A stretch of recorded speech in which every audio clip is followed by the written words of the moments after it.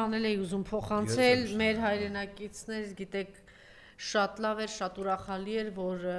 մեր 4 հայրենակիցները հնարավորություն ունենալցան վերադառնալ գերությունից երկարատև 5 տարի, 3 տարի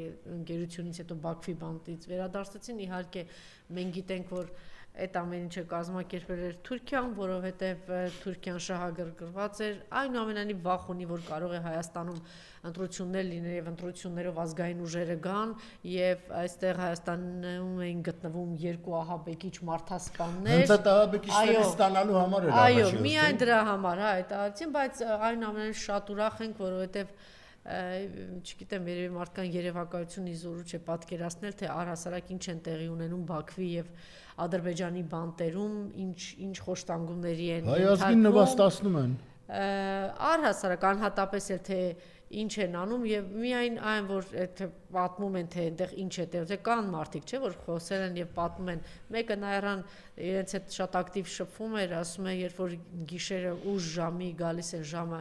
3-ին կամ 4-ին ձայն են տալիս, որ ասում է մեկ սպասում կա, էլի որ հնարավոր է որ մեզ ազատ են արձակում եւ տանում են սառը ջուր են լցնում, զվարճանում են եւ հետ են ուղարկում եւ ասում է Նրանցից մեկն ասում էր մենք ամեն օր պարկելուց առաջ աղոթում էինք, որ այս անգամ որ տանեն, որ մեզ սպանեն, որ մենք այս խոշտանգումներից եւ այս դաժան բաներից ազատագրվենք։ Մենք չպիտի մոռանանք ոչ մի րոպե, ոչ մի վայրկյան, որ մեր հայրենակիցները շարունակում են խոշտանգվել Բաքվի բանտում եւ դրա մեղավոր տականք սրիկա, հուդա ձեռքը շարունակում է սեղմել դահիճ, դաժան, մարդակեր Ալիևի ձեռքը եւ մյուս սրիկա տականքը շարունակում է խոնարհաբար շնորհակալություն հայտնել Ալիևին, խոսքը նախագահի մասին է։ Սա իդեպի կարգով, բայց գիտեք, որ վերադարձան եւ մեր Վիգենը, մեր հայրենակից լիբանանահայ այս տարիների 5 տարիների ընթացքում անդադ ընտանիքը բարձրաձայնում էր դրա մասին, կինը ստիպված էր անգամ նամակ հղել Մեհրիբային անճարակությունից, անհուսությունից էլ չգիտեր ինչ անի այդպես եւ որդին էր անդադ տարբեր ատյանների դիմում էին եւ ասում էին, որ ծայրահեղ ծանր վիճակում է մենք եւ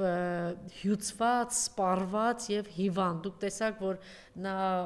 քայլելու, խոսելու խնդիր ունի, դուք տեսաք, որ հատուկ բան է մեջքին դրված եւ ոսին, որտեվ չի կարողանում անգամ այդպես շարժվել եւ ինչ որ շարժումներ անել։ Դե պատկերացրեք, թե ինչ են արել Բաքվի բանտում մեր հայրենակցի հետ։ Ինչևէ, ինքը ազատության մեջ է, երբ որ այդ լուրը հայտնի դարձավ, որ իրենք վերադառնում են, կինը դիմել էր, որ եթե հնարավոր է Լիբանանում է օգնեն, որպեսզի ինքը կարողանա գա հասնի Երևան։ Հայ-աղափական դաշնակցության ներկայացուցիչները այդ հարցը լուծել էին, հյուրանոցի հարցը եւ տոմսի հարցը, բայց շոու անելու հարցում որևէ մեկը չի կարող մրցել նախկին կամ ներկա ԿՊԱ-ականների հետ։ Շիշ բռնողը գնաց ծաղկեփնջով դիմավորեց, հետո ինչ որ տեղ էր հրավիրել, բայց հարկ էր համարում այդ ամեն ինչը լուսաբանել, բան, ինչ որ արել է, ընդունենք լավ է արել, եթե անգամ 5 րոպե լավ տրամադրություն է ունեցել Վիգենը եւ իր այս տառապանքների ողբերգության միջով անցած ընտանիքը, հատկապես կինը,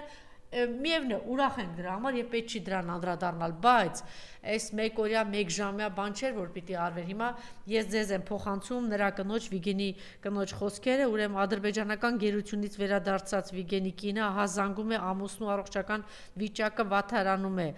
Ուրեմն Փաստինֆոյի հետ զրույցում Լինդան ասել է, որ նրա արյան ճնշումը վտանգավոր բարձր է, բժիշկներն ասում են կա սրտի հանկարծակի կանգի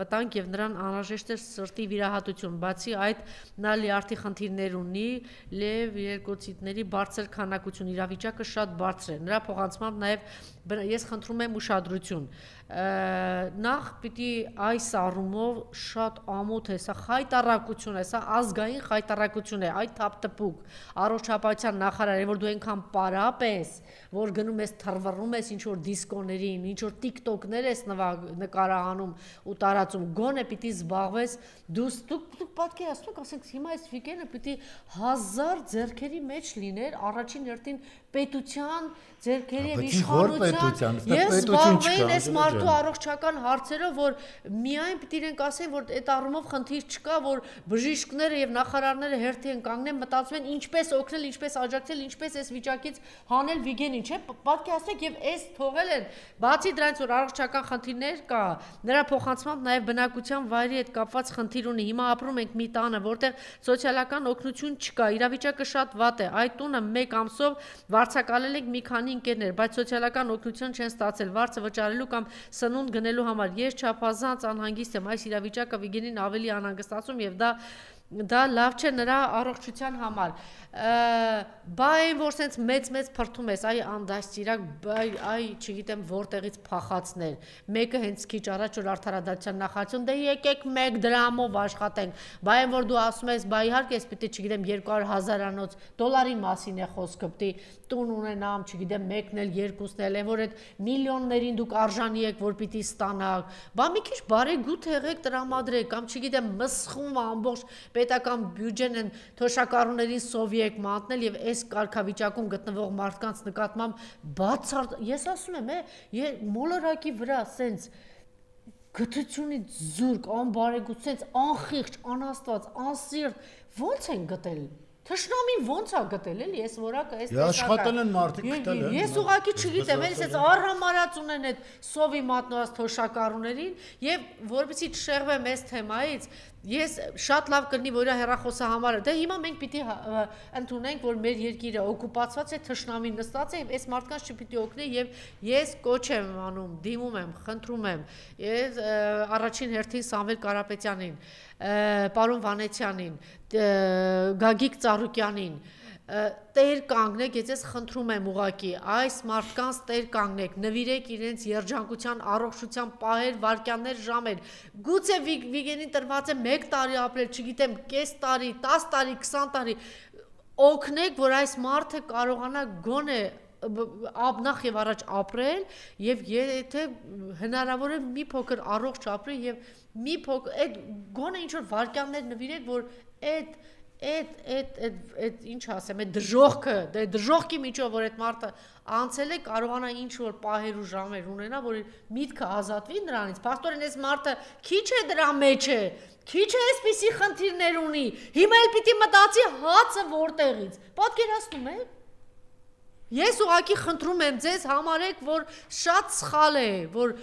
պետության գլխին վերընկած են այս թալանչիները, ոչ մի բան չեն անում եւ շատ սխալ է, բայց քանի որ մեկ անգամ չէ, որ ես այս մարդիկ ցույց են տվել, որ իրենք սիրտ ունեն, խիղճ ունեն, բարեգութ են եւ օգնում են, ես նորից դիմում եմ ձեզ, խնդրում եմ, որ եթե Սերգեյ Համբարձումյանին եմ խնդրում եւ դիմում։ Ես չգիտեմ ով կա, որ ես գիտեմ, որ դուք ինչեր եք արել եւ թաքուն եք արել, գաղտնի եք արել առանց հրապարակայնացնելու, առանց հանրայնացնելու, որ դուք միլիոններ ու միլիարդներ եք բաժանել, բարեգործություն եք արել, տեր կանգնեք եւ օգնեք այս ընտանիքին։ Սա եթե սա հետ կապված ինչ որ բան ունեք ավելացնելու, խնդրեմ։ Ինչ ասեմ, ես իհարկե կուզեի, որ համահայկական մոտեցում լիներ այստեղ եւ ես այդ պետության իշխանություն, որ ասում եք, այդպես բաներ չկան, դրանք մեր Ես ուղղակի մեկ անգամ ես թալանչիների ես հասկանալի է, մենք դա չկա եւ եթե մենք